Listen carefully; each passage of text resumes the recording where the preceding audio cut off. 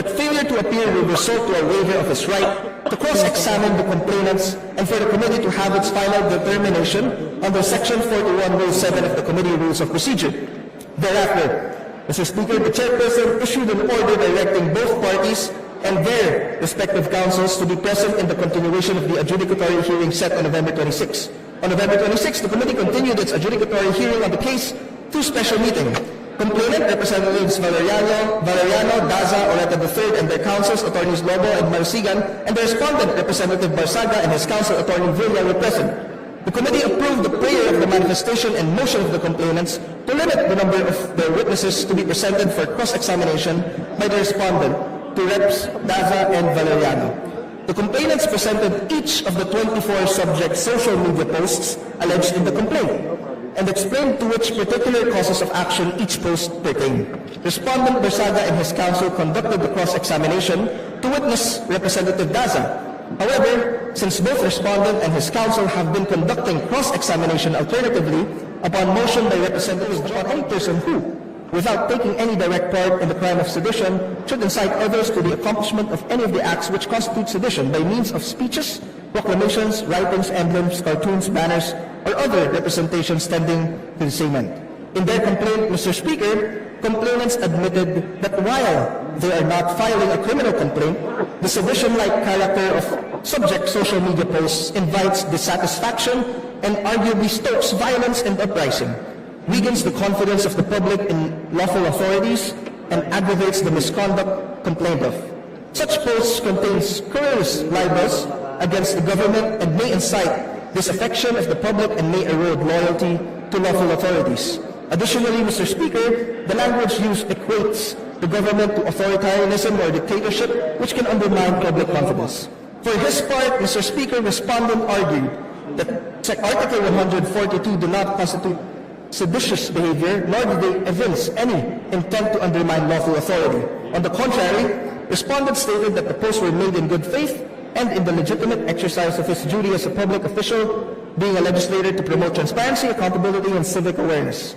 He added that far from inciting discontent, the posts actually encourage informed discourse and responsible citizenship.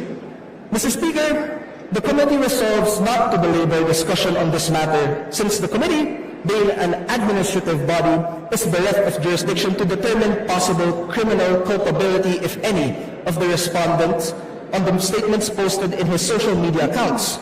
Allegations of inciting to sedition should be proven beyond reasonable doubt in an appropriate judicial proceeding. Nonetheless, Mr. Speaker, this committee is firm that while the acts alleged may be denominated as criminal offenses, the committee is not divested of its duty under the Constitution and the rules of the House of Representatives to recommend disciplinary action if the acts likewise constitute misconduct, disorderly behavior, or violation of the House rules. This is especially true if the misconduct reflects upon the dignity, integrity, and reputation of the House of Representatives. Mr. Speaker, the House of Representatives has the power to discipline its members. The Constitution provides the power of the House of Representatives to punish its members for disorderly behavior and other contempts of its authority, as well as the power to suspend or expel a member for any cause which renders a member unfit to continue to occupy one of its seats. Section 16, paragraph 3, article 6 of the 1987 Constitution provides, each House may determine the rules of proceedings, punish its members for disorderly behavior, and, with the concurrence of 2/3 of all its members, suspend or expel a member. A penalty of suspension when imposed shall not exceed 60 days. Mr. Speaker, the power to discipline is a power of protection, and the Legislative House is given the power to protect itself by the punishment of a member, according to one of the works of Hector de Leon, citing Cooley's A Treatise on Constitutional Limitations, a member who may be physically, mentally, or morally wholly unfit. He may be affected with a contagious disease or insane or noisy, violent, and disorderly, or in the habit of using profane, obscene, and abusive language. Mr. Speaker, Sections 141 and 142 of Rule 20 of Rules of the House of Representatives and the 20th Congress implement this legislative power of discipline. While there are express constitutional limitations on the power to discipline, namely, Number one, the only ground under which the House may discipline a member is for disorderly behavior. Number two, the House may impose the penalty of suspension or expulsion only with concurrence of 2/3 of all its members. And three, the penalty of suspension when imposed shall not exceed the period of 60 days. These limitations refer to the manner of exercise of the power to discipline. Mr. Speaker, there is no qualification in the constitutional legislative power to discipline that disorderly behavior must be related to official conduct or must be committed within the halls of Congress or in pursuance of legislative functions or in the course of legislative proceedings or activities. Mr. Speaker, the House of Representatives is the sole judge of what constitutes disorderly behavior.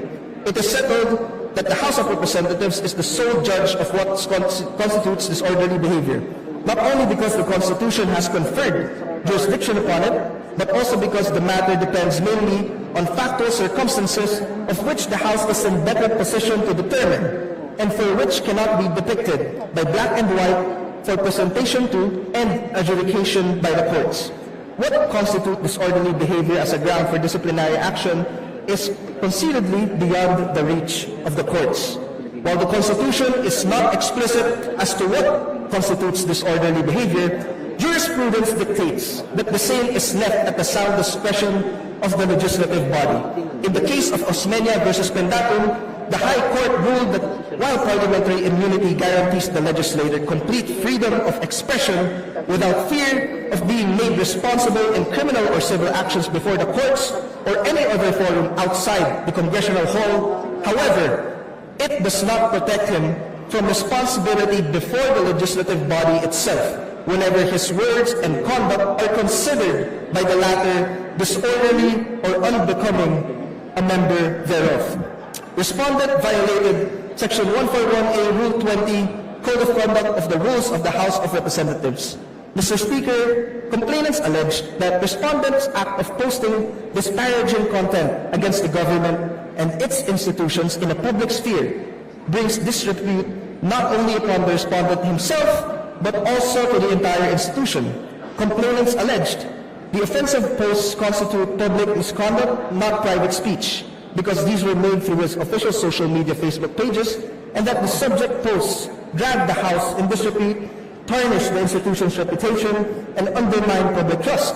This continued publication of lewd and inflammatory content under the social media Facebook account Congressman Kiko Barzaga is a continuing ethical breach. Respondent, on the other hand, Mr. Speaker, alleged that Section 141 Rule 20 of the House Rules provides a general ethical guideline and is inherently subjective and must be interpreted in light of the constitutional guarantee of free speech under Article 2, Section 4 of the 1987 Constitution. He argued that the posts are not part of legitimate exercise of a legislator's oversight and representative functions. He added that there is no indication that the statements made online were made with malice, nor is there evidence that they were false or made with reckless disregard for the truth. Mere criticism of government or its institutions, even if harsh, does not automatically equate to conduct that reflects discredit on the House, absent clear proof of bad faith or intent to undermine the institution. Mr. Speaker, respondent repeatedly raised that the subject's social media posts are made in exercise of his right to free speech and constitute expressions of opinion on matters of public concern. Freedom of speech and expression is not absolute. It cannot be invoked in a proceeding before the Committee on Ethics and Privileges, whose jurisdiction is to scrutinize a member's conduct, especially so that the tool being used is by the nature of cyber communications like social media posts and Facebook, which has particularity on its speedy and wide-scale character. It is not a license, Mr. Speaker, to harm or defame others or to violate other rights.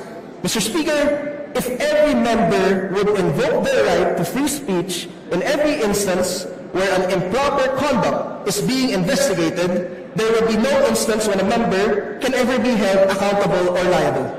Although members of the House of Representatives are given a wide latitude in expressing their views on matters of public concern, they remain responsible to the House whenever they go beyond the threshold of conduct that is befitting for a congressman. Intemperate, distasteful, and incendiary language or conduct, even those uttered or committed outside the halls of Congress that tend to reflect discredit on the House and undermine its integrity are subject to the disciplinary authority of the committee and the House of Representatives. Section 141A, Rule 20 of the House of Representatives Rules. Section 141, Code of Conduct. There is hereby established in the House the following Code of Conduct. A member shall act at all times in a manner that shall reflect creditably on the House. Section 141A obliges each member of the House of Representatives to act in a certain manner that conveys the honor and the dignity of the institution. Mr. Speaker, this ethical guideline directs members to conduct themselves with due regard to the respect and authority given to the House of Representatives as a body of esteemed representatives of the people. The inclusion of the phrase "at all times" signifying that the conduct should not only pertain to a member's public life, but also his private life. Mr. Speaker, at the outset, it should be noted that the respondent in his answer did not deny ownership of the subject social media posts. In his testimony, Mr. Speaker, while he denied having exclusive control over Facebook accounts Congressman Kiko Barzaga and Kiko Barzaga, he disclosed and affirmed that the subject social media content were posted and published by his page editor under his instruction and approval. Attached to this committee report, Mr. Speaker, are the minutes of the said adjudicatory hearing. Mr. Speaker, respondent likewise confirmed that save in instances of miscommunication between him and his staff, all of the social media content he posts is with consent. This is likewise reflected in the minutes of our adjudicatory hearing, Mr. Speaker. With these, the committee considered the respondent to have a direct involvement and participation in posting and publishing these photos and content. Consequently, the committee had to look each of the subject social media posts alleged in the complaint to determine whether or not, in posting these content, respondent Barzaga committed any acts of misconduct or unparliamentary conduct which may reflect upon the House of Representatives or to the discredit of the same. Mr. Speaker, we find basis in the allegations of the complainants. The committee finds the subject social media post of the respondent to be inflammatory and with a tendency to unjustifiably incite public distrust with the government and the House of Representatives. Specifically, the committee finds the following social media posts to be violative of Section 141A, Rule 20 of the Rules of the House of Representatives. Exhibit A2, Exhibit A3, Exhibit A4, Exhibit A5, A6, A9, A11, and A14. Copies of these exhibits were distributed to each of the members. Mr. Speaker, the subject posts are not mere criticisms of the government, but reckless, unsubstantiated, offensive, general insinuations against public institutions and public officials that undermine the people's confidence in the government. The respondent argued that elected officials should be given wide latitude in expressing their views, even if critical of government policies. Mr. Speaker, political criticism, if made without basis, is simply heckling. In this case, respondent's conduct and remarks in his posts are not harsh criticisms against the government, but were made with malice, tending to insult and tarnish the image of the House of Representatives as an institution. We do not find respondents' blatant use of language suggestive. We do not find respondents' blatant use of language suggestive of violence, public disorder, and turmoil to be sensible and intelligent political expressions one would expect from an elected legislator. The subject social media Facebook posts do not only suggest expressions of dissatisfaction to the government, but allusions promoting discord and tension among government institutions and leaders. Mr. Speaker, this committee shall not tolerate conduct that unjustifiably seeks to damage the reputation of the institution and undermine public confidence to government authorities in the guise of political expression. Expressions that include demeaning, derogatory, and denigrating language are not the kind of robust public discourse the House of Representatives should encourage among its ranks. Hence, the committee finds that the respondent had acted in a manner that tarnishes and damages the integrity of the House of Representatives and reflects negatively on the House members themselves, contrary to Section 141A of the Rules of the House of Representatives, A member of the House should always adhere to the Code of Conduct in the House of Representatives, since this was adopted by the House members themselves. Mr. Speaker, when a representative assumes his office, the representative swore to faithfully discharge to the best abilities the duties of an elected representative and of all others that the representative may hereafter hold. A significant part of these duties is to uphold the rules of the House of Representatives. The committee finds that the respondent failed to discharge this sworn duty, not only to the institution, but also to the constituency that elected him to office. Mr. Speaker, respondent violated Section 4C of Republic Act 6713 and committed acts on becoming of a member of the House of Representatives. Complainants alleged that some of the subject social media posts exhibit obscene and inappropriate language, undermining public trust. Likewise, complainants alleged that respondent violated norms of behavior for public officials by acting contrary to good morals, public order, and public interest. During the adjudicatory hearing, complainants likewise pointed to the statement issued by the Philippine Commission on Women, condemning actions of the respondent which constitute a direct affront to the honor and dignity of women and a gross violation of Filipinos' trust. Section 4 of Republic Act 6713 mandates every public official to observe professionalism, justice, and sincerity, nationalism and patriotism, and commitment to democracy. Section 4C of RA 6713 provides norms of conduct of public officials and employees. 8. Every public official and employee shall observe the following as standards of personal conduct in the discharge and execution of official duties. C. Justice and sincerity. Public officials and employees shall remain true to the people at all times. They must act with justice and sincerity and shall not discriminate against anyone, especially the poor and the underprivileged. They shall at all times respect the rights of others and shall refrain from doing acts contrary to law, good morals, good customs, public policy, public order, public safety, and public interest. Mr. Speaker, we have held that each member of the House of Representatives must not only be guided by the Code of Conduct, but also by the norms of conduct enunciated under RA 6713 or the Code of Conduct and Ethical Standards for Public Officials and Employees. Members of Congress are, after all, public officials and should be held to the same standards of conduct as any public servant. In fact, Mr. Speaker, members of Congress should be even held to a higher standard of conduct because they are elected and represent a constituency.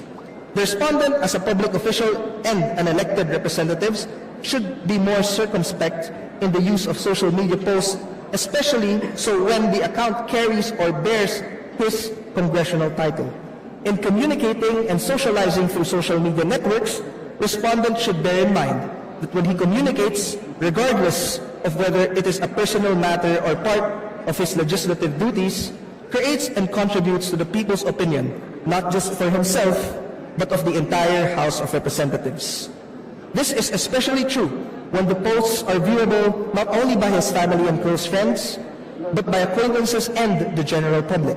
When the respondent made and continued to make inflammatory posts in social media using his congressional title, he is not only representing his name and reputation, but also the name and reputation of the institution he is connected or associated with. Thus, when respondent showed these posts for public consumption, respondent placed himself in a situation where he and the status he holds as a House member may be the object of the public's criticism, ridicule, and mockery. Mr. Speaker, as a representative, he is expected to purport himself as a leader and a role model. A representative should carry himself or herself with the authority and the dignity of the position he assumed. A representative's language and conduct within and without the halls of Congress should carry the weight and significance of one who has been selected among many to represent the best interests of his constituency. The Constitution could have made it more explicit when it states in Section 1, Article 11, that public office is a public trust. Public officers and employees must, at all times, be accountable to the people, serve them with utmost responsibility, integrity, loyalty, and efficiency, act with patriotism and justice, and lead modest lives. We have stated that an elected official is burdened with these considerable obligations because the position carries the distinction in society Public service requires no less. The committee finds the respondent to have breached the standards of propriety, professionalism, and decency when he permitted to retain posts showing lewd content, degrading views towards women, and ostentatious display of wealth in his Facebook page. Specifically, the committee finds respondent to have violated the tenets of justice, sincerity, good morals, and good customs enunciated in Section 4C of Republic Act 6713 by posting the following in his social media accounts: Exhibit A7, A8, A10, A12, A13, A15, A16 to 24. We agree with complainants that these are not conduct expected of a legislator. In addition, the committee finds respondents' act of retaining inappropriate posts, which admittedly were posted prior to assumption of his office in Congress, evinces deliberate and willful disregard of the institution's high standards and decorum and professionalism. As a legislator, he accepted the standards of conduct when he took an oath of his office as a member of the House of Representatives. The respondent cannot invoke his right to privacy as the social media posts are made public and are publicly accessible. These were made shareable and had been in fact shared multiple times. Following the principle in Vivares and Spousa Suzara versus St. Teresa's College et al., the respondent does not have reasonable expectation of privacy for subject social media posts because he has not manifested his intention to keep the post private or limited in visibility through the utilization of social media platforms' privacy tools. The fact that the subject social media posts were viewable by the public at the time the complaint was filed with the committee shows respondents' intent not to limit the subject social media post visibility and accessibility. Hence, respondent Barzaga cannot invoke his right to informational privacy. In communicating and socializing through social media, legislators, particularly House members, must bear in mind that what they communicate, regardless of whether it is a personal matter or part of his or her legislative duties, creates and contributes to the people's opinion, not just of the House member, but of the entire House of Representatives, of which he or she is a part. This is especially true when the posts of a House member are viewable not only by his or her family and close acquaintances, but also of the general public. In determining whether the social media posts by Representative Barzaga constitute disorderly behavior, this committee had to look whether these social media posts reflect positively on the image of the House of Representatives and its members. The statements reflect the dignity of his office as a representative of the people and his constituencies in Cavite, and the statements and social media posts reflect the values of the House of Representatives as an institution.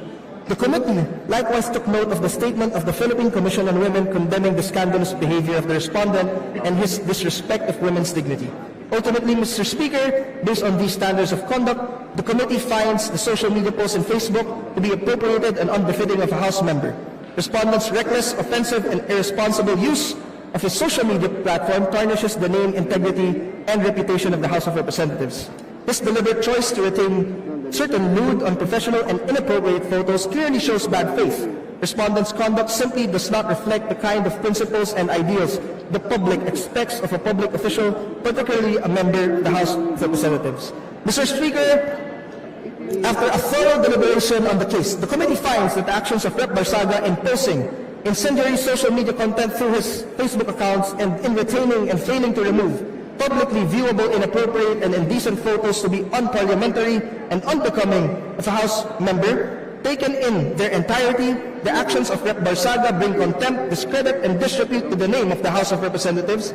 His actions reflected negatively upon the dignity, integrity, and reputation of the House of Representatives as an institution of the members of the House individually and collectively. Consequently, the committee finds respondent Representative Kiko Barzaga of the 4th District of Cavite guilty of disorderly behavior by violating Section 141A, Rule 20 of the Rules of House of Representatives, 4C of RA 6713, or the Code of Conduct and Ethical Standards for Public Officials and Employees, and by engaging conduct unbecoming of a member of the House, and recommends the imposition of the penalty of 60 days suspension from office without the benefit of salaries and allowances during the period of suspension, with a stern warning that repetition of similar misconduct will result to a more severe disciplinary action. In addition, Mr. Speaker, the committee recommends that the respondent Barzaga be directed to remove all 24 social media posts subject of this case within 24 hours from adoption of this report in the plenary.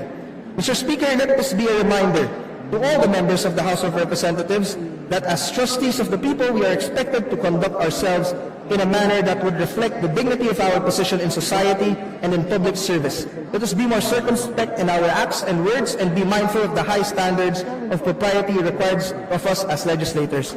Maraming salamat, Mr. Speaker. Majority Leader. Mr. Speaker, I now move to adopt the findings and recommendations contained in Committee Report Number 28 and pursuant to our rules directed the Secretary General, read the title of the said measure and thereafter call the roll of members for nominal voting. Mr. Speaker.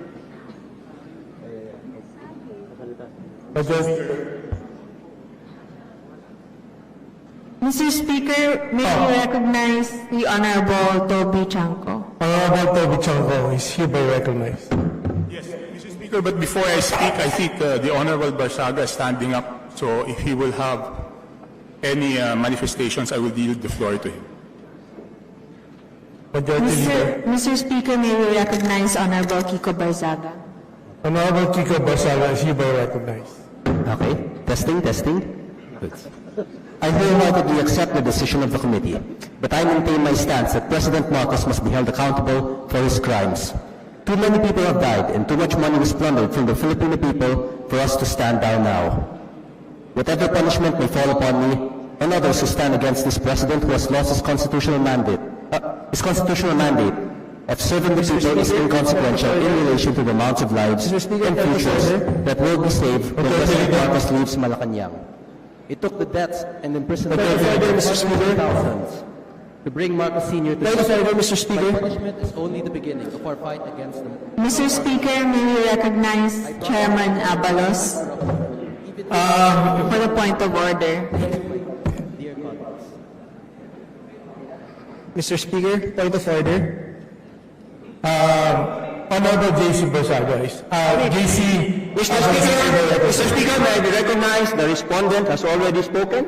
He has said that he has accepted the imposed penalty under the committee report. Therefore, I reiterate the motion to consider the adoption of the committee report and call the roll of members for nominal voting. Mr. Speaker, I just yielded to the Honorable Barzaga. The floor is mine. But Mr. Speaker, I have a point of order. Majority Leader.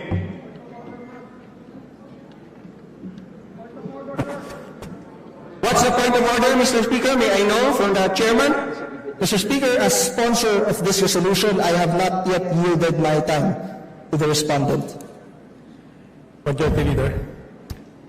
If the chairman so wishes, he has his time, Mr. Speaker. Yes. Honorable J.C. Abalos is hereby recognized.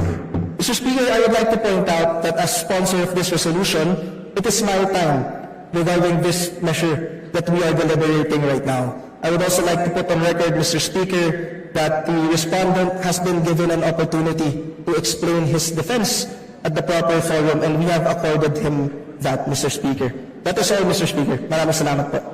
Majority Leader. Mr. Speaker, there is a pending motion to consider... Mr. Speaker, may I ask if the sponsor is willing to yield to a few questions? Mr. Speaker, may I suggest suspension for a few minutes? 1 minute suspension.